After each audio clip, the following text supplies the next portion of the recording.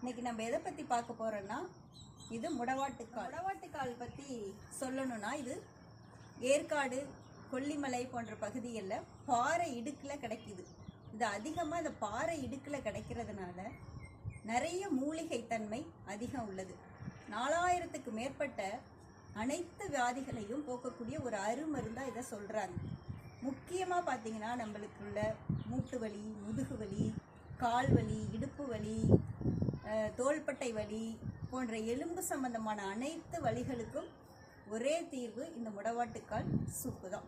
இந்த முடவாட்டுக்கால் சூப்பை நம்ம டெய்லி இல்லை வாரத்துக்கு 2 அல்லது 3 தடவை நம்ம அருந்தி வர கொஞ்சம் கொஞ்சமாக நமக்கு இருக்கிற இந்த வலி பிரச்சனைகள் எல்லாம் சரியாயிடும். அதனால் இந்த முடவாட்டுக்காலை சூப்பாக வச்சு நீங்கள் வீட்டில் எடுத்துக்கலாம்.